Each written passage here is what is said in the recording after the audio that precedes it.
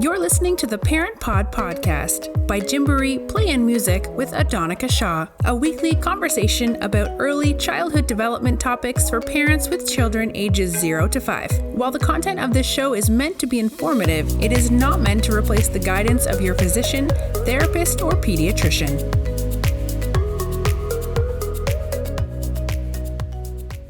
Hello, and welcome to another episode of the Parent Pod podcast by Gymboree Play and Music. I'm your host, Adonica Shaw. Today, we have the absolute pleasure of speaking to Mike Reynolds.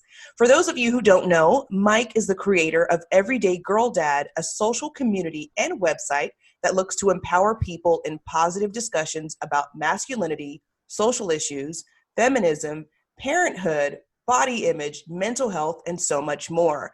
As a writer and speaker, Mike tells stories behind the relationships between dads and their daughters, exploring how that bond is instrumental in helping both the parent and the child understand the impact that they have in making changes in the world. Mike, welcome to the show.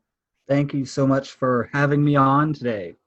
Well, I know that I have this wonderful bio, but I definitely want to just give you the floor for a second for you to tell our guests a little bit more about you and about your mission. So that bio is, again, it's difficult to try and ever put things you do into, like I said, 100 words or anything. So capturing everything is difficult at the best of times, right? So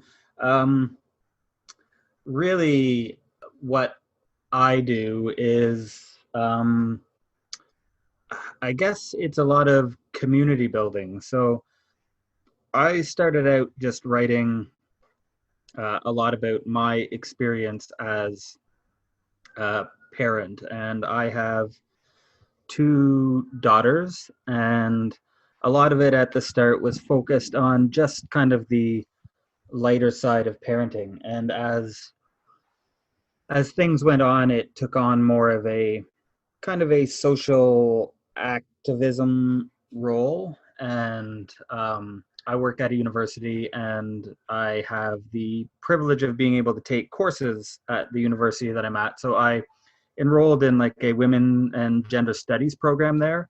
And so part of that allowed me to take a lot of courses that looked into masculinity and everything. And this gave me a lot of, it allowed me to get a greater look into the roles that maybe fathers and masculinity had in raising children. And this kind of shaped some of the work I was doing around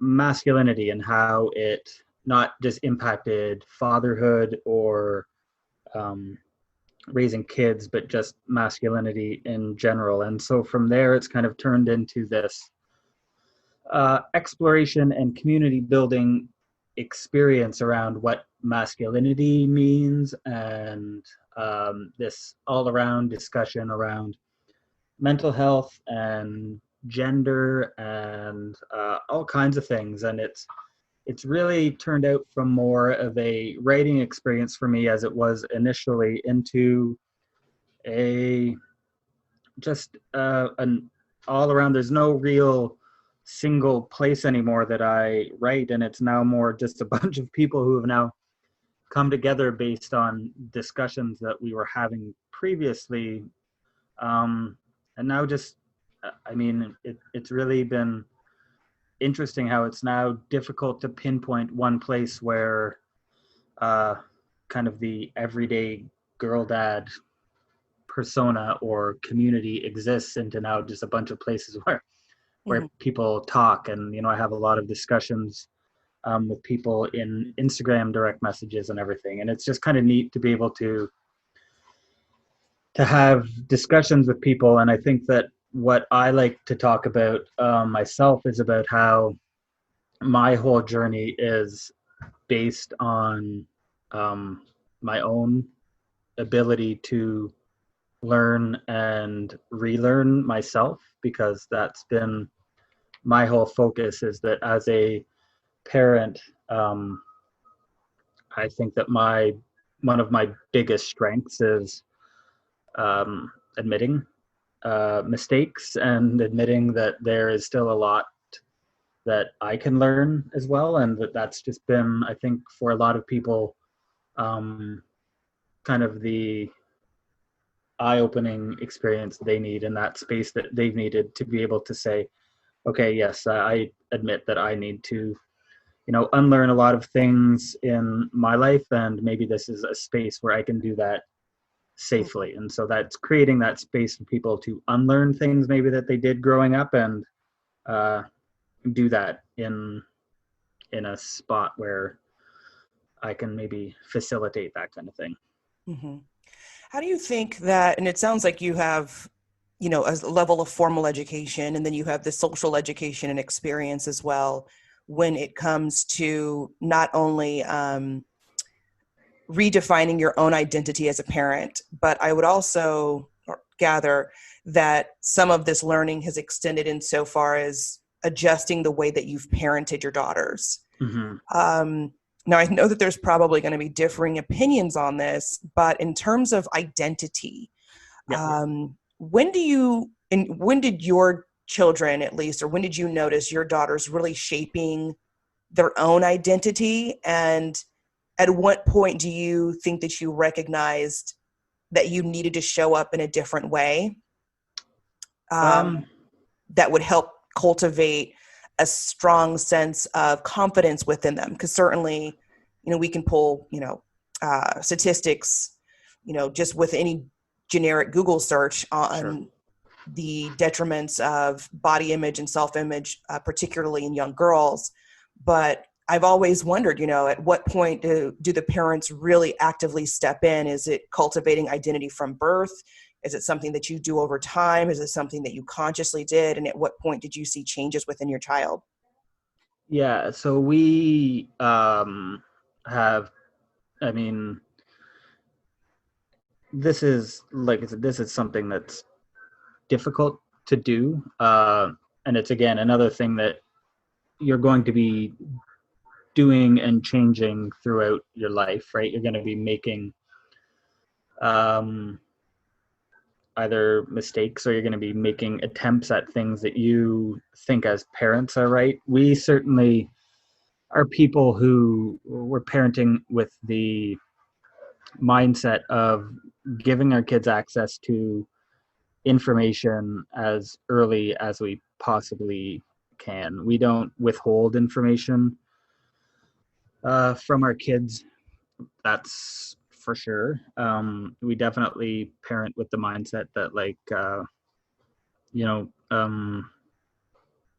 sexual and health information is instrumental to them growing up and knowing exactly who they are, and that's the kind of information that we provide to them forever. And it's having those kind of conversations in ways that they will understand forever, and answering questions when they have them, and having those in ways that they can understand. So it's helping, it's like letting them guide kind of questions that they would have about their own bodies, and their own questions about, things that they would have about themselves.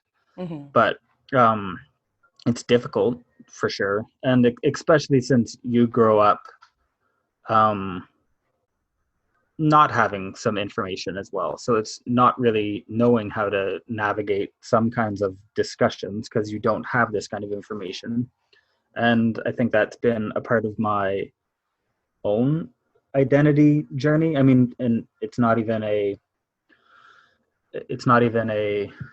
information that was withheld from me. I think a lot of times it's information that parents of my parents' generation didn't even have. It's not that they weren't giving it to me. It's a lot of information around, gender identity and gender expression and, sexual orientation, and a lot of things didn't exist for them to share. And when I was sitting down to start talking to my kids about these things, it was me coming into the same information that I was now sharing with my kids. And so I'm learning things when I'm sharing with my, 6 and 8-year-old at the time, that I'm like sitting there thinking, holy cow, this is stuff that is really new to me as well. And these are concepts that are really interesting to me. And I'm talking to them in a way that I would explain it to a 6 and 8-year-old, and I'm understanding it at that same level because it's new to me as well. And I think that for a 6 and 8-year-old, it's important to understand that stuff because it's, being affirmed and understanding who you are is very important to your own mental health growing up as well. And I think that understanding these kind of ideas is really important to self-development as a kid. So. Mm-hmm. Now, one of the things that I noticed on both your website, and I believe it's also on your Facebook page, and you'll have to forgive, my ignorance in a sense, but at the same time, I want to make sure that we're educating the audience as we are discussing things and as we're working through them, particularly if they listen to this episode and want to find you. One of the things that I've noticed is that you identify yourself as a non-binary parent. Yes. Are you able to explain to our guests and to our audience, rather, a little bit of what that is and how that might differ in, I hate to say, more normative or traditional parenting styles? Mm-hmm. Yeah. So again, this is what I mean by giving my kids and our children in general access to this kind of information and not having it growing up myself is, as I was talking to my kids, so gender is often broken down into kind of binary, like male, female, which is different. So gender and sex are two different things. So gender discussed as what we have in our heads, so how we identify ourselves, and often people have this broken down into a binary. We either have to be male or female, which is certainly not the case. And this idea of gender fluidity was something that as we talk with our kids about it, it was something that, growing up as a kid, had always been something in my head. So never really, never feeling completely, right as a boy. So not feeling wrong necessarily, right? But also not feeling completely right in that way. And so for years and years, you just pack that away. So, and then finally getting access to terminology way later in life. So at the age of 40, you start to realize that there are other things that exist out there that explain those feelings you had as a kid, but didn't have an understanding of because there was no studies around that. There was no explanation. There was no sociological explanation of this kind of feeling that you had.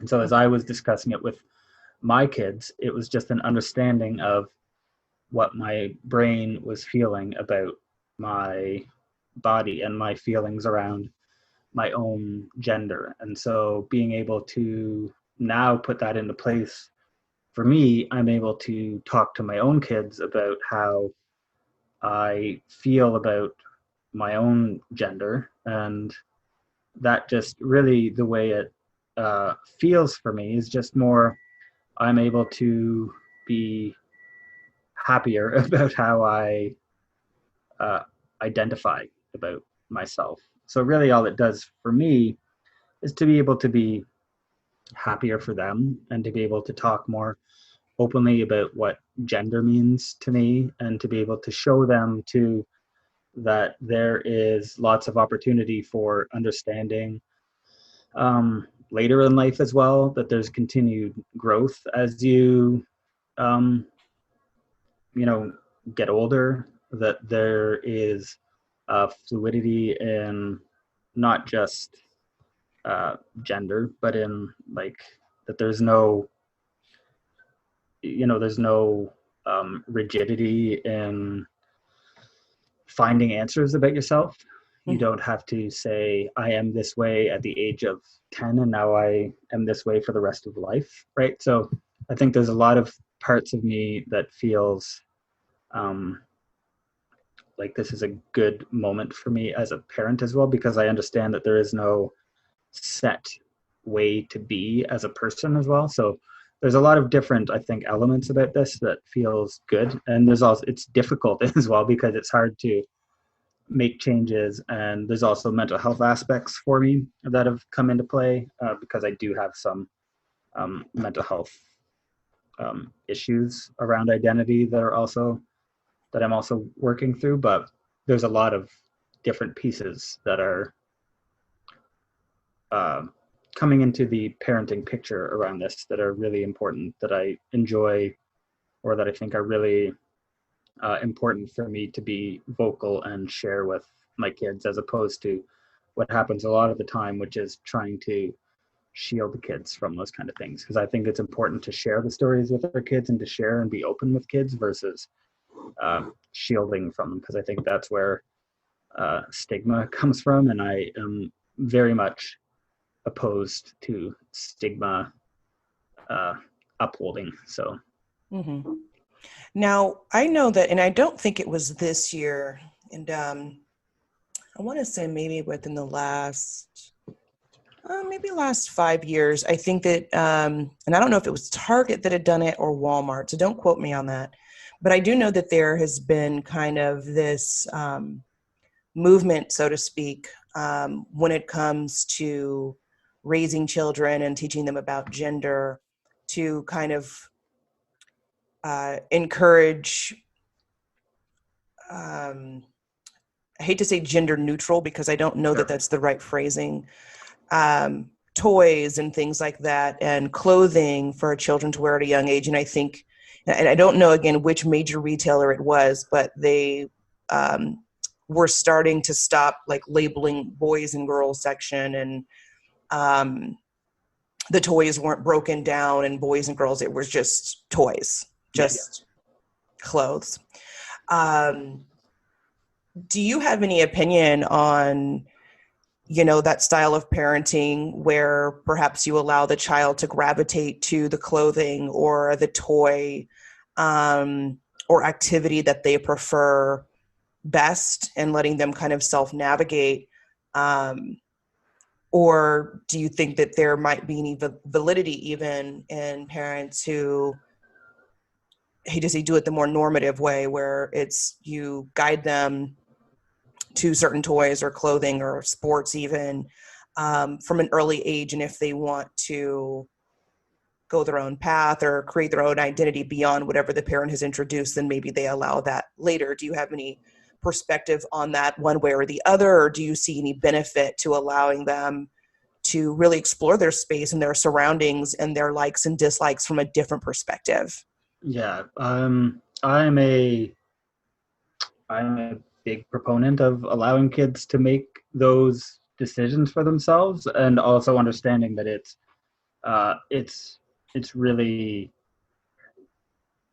difficult to do that in a culture where it happens regardless whether or not we are allowing them to do that on their own or not. Because like it is, whether we as parents are allowing decisions on like a micro level to do that, like on a large scale, it's happening often. Like whenever we sent our kids off to school, it was like day 1 or day 2 when our kids came home with classmates saying like it was really shocking how quickly it did happen, with classmates reinforcing the very, very basic, pink is for girls, blue is for boys colors thing. And it is really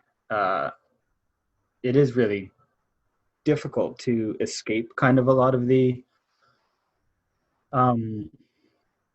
gender roles that are out there.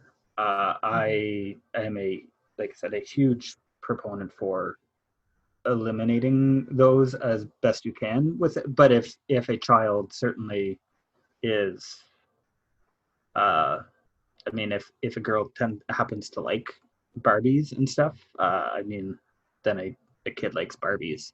Then a girl likes Barbies. I have no issue with kids liking what they like, but we certainly tried to allow our kids to explore the things that they liked on their own without trying to push them towards one thing or another. So if kids wanted to pick up science kits and do science kits, that's what we would explore that day. If the next day they wanted to do something else, then that's what we would help them navigate. So we ourselves certainly just tried to do things interest by interest more than, you know, pushing them towards any one thing in particular. It's a difficult thing to manage for sure.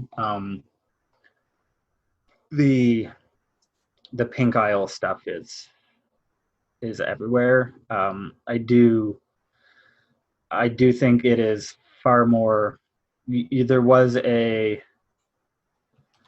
I think we've seen a lot more progress pushing girls towards liking superheroes than we have towards accepting boys who like ballet and boys who like princesses. I think that there's still a huge gap in seeing femininity as weak and allowing boys to like that. I think that there's still such a gap in that, and I think that is massively problematic.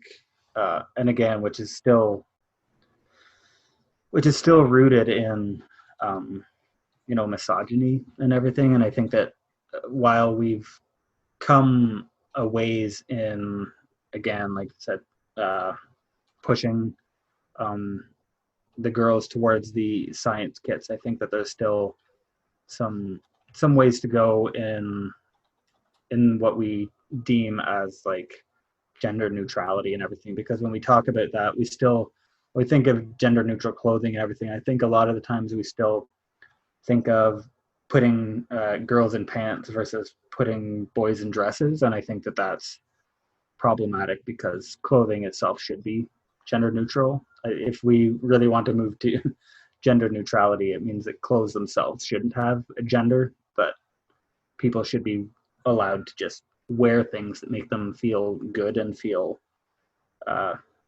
nice versus giving clothes themselves a gender. And I think that that's maybe where some of the problems lie, not in giving kids interest one way or the other, but just removing what we see as gendered. So I think that that's maybe where I would like to see things change versus what we push kids towards, is just removing what we see as what is gendered one way or the other, is just kind of getting rid of why we see things as what one gender would do versus the other. I think that's probably where I see the bigger problem. Mm-hmm. Do you have maybe 2 or 3 tips that you can share with parents based off of your research and your studies and your own experience when it comes to helping their daughters in particular really reinforce positive body image from a very young age? So it's watching, I think, the language you use, I think, around your kids. So I think not just around how you talk to them, but how you talk about yourself as well. So we got rid of scales in our house. So I think it would be really tough if you are trying to talk to them about body issues, but constantly criticizing your own. So that's one thing that we had to be very mindful of. Is it's difficult to say bodies are wonderful and bodies are beautiful no matter what, while you're constantly being derogatory about your own. Understanding that that is a more difficult thing to say than to do. I think it's really important to make sure that you're varying the compliments that you give people. I think it's really easy to fall into traps of talking about how beautiful or cute people are. But I think it's really important that we are mindful of how we compliment people. And I think that as much as you want to tell people how great an outfit looks, it's really important to be talking about how smart or brave or courageous or, intelligent people are as well. And not just as well, but even more often. And I think it's really important to be asking people what the last book they read was, or, to be asking questions not related to bodies or appearances are. And I think that one other thing that I continue to notice a lot is there is constantly the idea that fat equals bad. And I think that that's something that is constantly a challenge that we have to get around. That fat phobia is something that's so important to challenge, because it's so ingrained, not just in us, but also that you see in like medical professionals and everything. And that is something that's really important to be able to address within like families and stuff. And so that whenever my kids even try to use the terms like fat as being bad, we'll just try and even say, well, being fat doesn't equal like you're allowed to use the word fat. Like that's not a bad thing. So I think that you have to get rid of the ideas that, or if we're talking about, shorts not fitting, we can talk about saying, well, then we need to buy bigger shorts, right? So like I think that sometimes we just need to get away, and it's really difficult because I think we need to challenge our own fat phobia a lot of the times. And I think that this goes back to what I said at the start about me needing to learn things for my kids to be able to learn things, and me doing that on my own as part of my own kind of challenge to be able to be a better body image parent, is to, learn my own weaknesses. And that's one that I'm still working on myself. So. Mm-hmm. Now, all of this has been, I think, incredibly helpful. And I like that it helps parents think about the terminology that we use around our children in a way that's more conscious and intentional, and gives each of us, particularly people who might not have considered another way of looking at certain terms and how they can have an impact on the emotional or mental health of the children from a very early age. I have kids, and, I've noticed, sometimes the way you say things, your demeanor can certainly impact how they absorb them. And then when they hear those phrases and those that tone, I guess, whether it's within me or within others, you can see over time how they develop.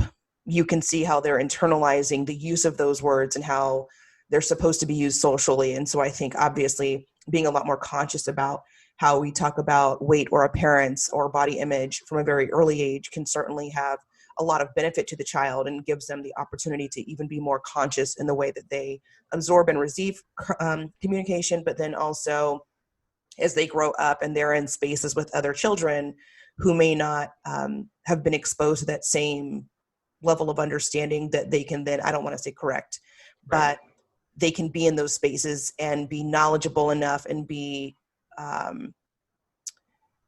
cultivated in a very loving environment enough to confront some of those beliefs or words and things like that that really don't really suit or fit children in a way that's healthy long term.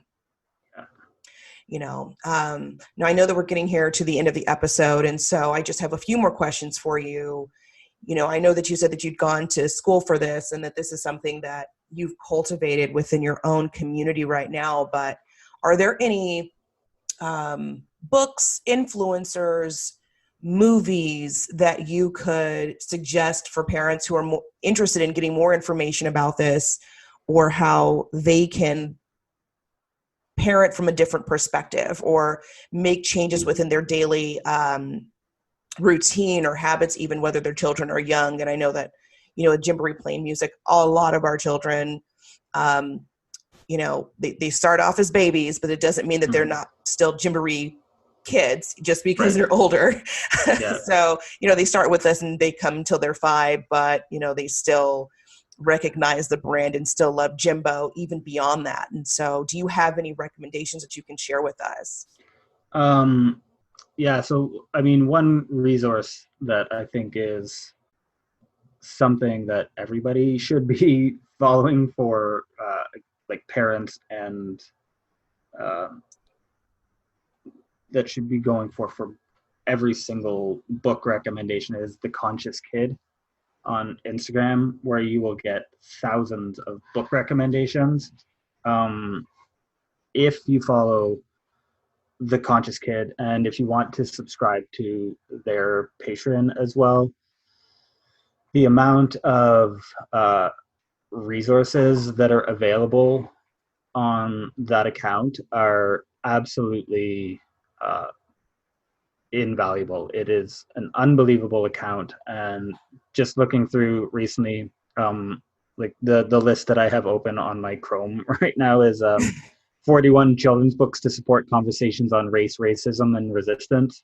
Mm-hmm. And they do such thorough, in-depth like articles on, and their like the amount of times that they come out with articles as well are so frequent that as a resource it's invaluable. And they also they put things out in a very like family friendly way that allows you to kind of hold discussions as well. So it's very valuable as a resource for parents and kids to be able to have discussions. So I find it so valuable for